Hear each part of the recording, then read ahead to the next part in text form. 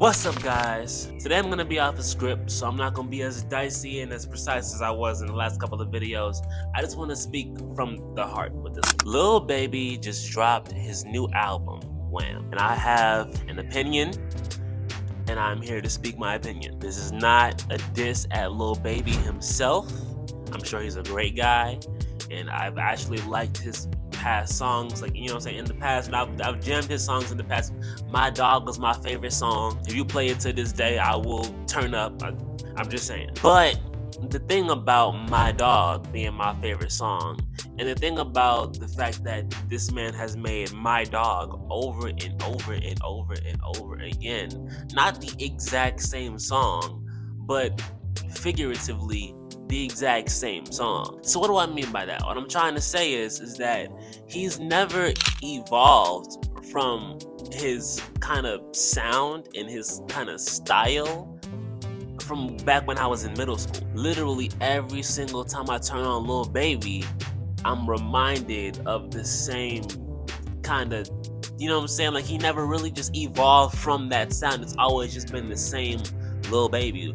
Counter to, like, say, I don't know, Playboy Cardi. Let's just say Playboy Cardi, because if you know me, you know I've been a Playboy Cardi fan. If you watch my older videos, I used to always, kind of have that little Cardi aesthetic. Anyway, when you listen to Playboy Cardi back when I was in middle school, like Cash Cardi, you know what I'm saying, and you grow older into Playboy Cardi's music, and you see, okay, he went from, like, cool, chill Atlanta Cardi to, okay, he's like super into fashion now. Everything's really about fashion. And then after a while, it just kind of got dark and demonic. And I'm not trying to say that that was the way that Lil Baby was supposed to go, but I'm just saying there's clearly an evolution in Playboy Cardi's style. Whereas if you listen to Lil Baby's music, it's kind of just always been the same Lil Baby. And so when you come to Wham, after you've listened to all other Lil Baby albums, you're like, okay, yeah, he did his thing here. Okay, he did his thing here. Okay, he did his thing here. And then you come to Wham, and it's kind of like, okay, this is literally. And then on top of that, it's not even really, like, good, Like, you got probably a couple good songs on there, but when the only songs that I really liked on Wham was the songs with the features. Like, for example, when he had that song, I think it was like Dumb, Dumb, and Dumber, and he had, what was his name? Young Thug on Dumb, Dumb, and Dumber. He killed that verse. He killed it. Another person that I like was Glorilla on that song. I think it was Redbone. She killed that verse too. And maybe it's just me. Like, I grew up on rappers that didn't heavily use auto-tune. You know what I'm saying? And I know I use auto-tune in my songs a lot. I'll be the first to admit that I use auto-tune in my songs a lot. But if you also listen to my other projects, there's projects I don't use auto-tune at all. You know what I'm saying? So I try to, have variety.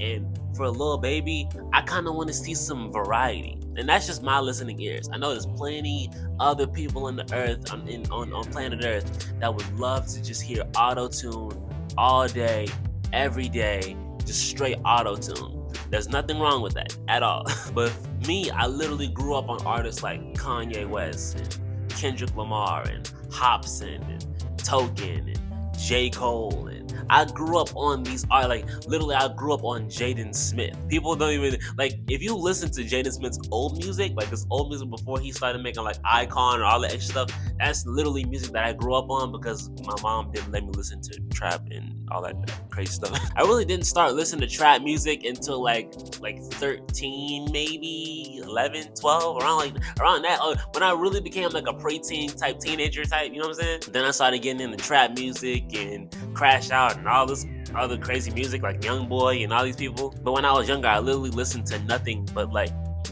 general hip-hop, So just me personally, when I'm listening to music, I at least want to see some creativity in the music. I at least want to see, I at least want to know what you're saying. I don't know what, I'm sorry, I know there's a lot of people that be like, oh, I don't know what Lil Baby's saying. It's kind of like a meme. I'm not trying to make it a meme. I'm being 100% honest. I don't know what he's saying. I genuinely, he just be kind of like mumbling, but like, he says it in a way where it's like you're supposed to know what he's saying. So it's like you assume that you know what he's saying, but when you sit back and you listen to it, it's kind of like I don't know what he's saying. What? That's not how Lil Baby has always been though. I know there's some songs where like I can clearly understand what he's saying.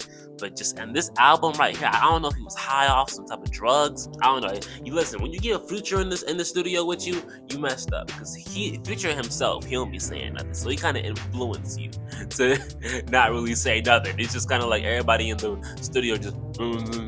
But Young Thug, when he came in there, he fresh out of the pen. He ready to rap.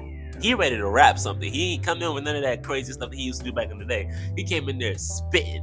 Same with Glorilla. She came in there spitting. I done completely lost track of what I was finna say. This is why I need a script. Because I just be going off into just random tangents and then I completely lose track of thought. But my whole general point is that Lil Baby, it's either try something else or try something else. You know what I'm saying? Like in music, try something else or do something other than music. Because at this point, people don't want to hear from the mainstream artists. People don't want to hear mainstream artists do the same kind of art that they can do by themselves on BandLab. He's making BandLab level music and he's supposed to be a mainstream artist. You know what I'm saying? Like, these are the artists that we made popular and these are the people that we're supposed to be looking up to and these are the people that we're supposed to be, you know what I'm saying? But like, come on now. That's why people, they just when it comes to Kendrick Lamar, he don't gotta do all the same level of promoting and all the same level of rolling out an album and all the same level of all that stuff that these supposed to be mainstream rappers be having to do. That's why that's why he's a part of that top 3. Because people know that when Kendrick drops something, it's going to be filled with talent, number 1. It's going to be filled with creativity, number 2. It's going to be filled with passion, number 3. It's going to have some type of substance. That's another thing that I want to touch on in this video. These rappers nowadays, they don't be having no substance in their music. And so when you don't have any substance in your music, you cannot create any groundbreaking art. You cannot make any groundbreaking art. And so that's why when you drop your albums, they don't do as well as your, people before you. Because when they drop music, people wanted to hear what they had to say because they know that they was going to say some deep stuff. They know that they was going to make some groundbreaking art. But when you're coming out with the same stuff that you made 15 years ago, when you're coming out with the same stuff that I can make in my closet, when you're coming out with the same stuff that everybody else in the industry is doing, no one's gonna want to listen to what you're talking about. That's why hip hop as a whole is going down. And there's other artists and other genres that are starting to pick up in the music industry, and now they're making the money. R&B singers are making the money. You know what I'm saying? That's why Kendrick Lamar, he had some people in his album that it was like West Coast artists, but at the same time, he also had SZA in there because he know that R&B is killing it right now. Now, when you bring up substance in hip hop, what do I mean by that, man? I mean, bring up stuff that people are actually going through. You know what I'm saying? If you're gonna be rapping about the struggle, rap about the struggle. Don't rap about, oh, we shooting this dude, we killing this dude, we doing this, we doing that. Because if you make every single song about that, listen, 90% of your fan base are people that don't even do that type of stuff. You know what I'm saying? So if that's all they're hearing, they're gonna get bored because that's not their actual life. You gotta rap about people's actual life. You know what I'm saying? You gotta rap about, what people are going through. Tell stories. That's the main reason why King Von, when he got into the scene, he skyrocketed because he wasn't just rapping about the same stuff that everybody was rapping about. I mean, he was, but it wasn't redundant. It wasn't like, oh, we heard this before. He was telling stories, and not only was he telling stories, he was telling stories with detail. Because he was a serial killer. but that's besides the point. King Von, when he came into the scene, he was telling stories. That's why Biggie Smalls, when you talk about rappers dead or alive that are the goats of this hip-hop-ish, you gotta bring up Biggie Smalls. You gotta bring up Tupac. You gotta bring up Slick Rick. You gotta bring up Eazy-E. You gotta bring up Ice Cube. You gotta bring up these names, Snoop Dogg. You gotta bring Dr. Dre. I can go on and on and on and on and on. you gotta bring up these names because not only did they rap, but they rap with what? Substance and stories. They were able to tell other people's stories better than they could tell their own stories. That's why they became so big in the music industry. It's not because they were able to flow on a beat. Y'all rely on one skill, and you think that one skill is gonna take you far into the music industry. That's why a lot of these rappers don't have longevity, because they only have one skill. They're one-trick ponies. Lil Baby is a one-trick pony.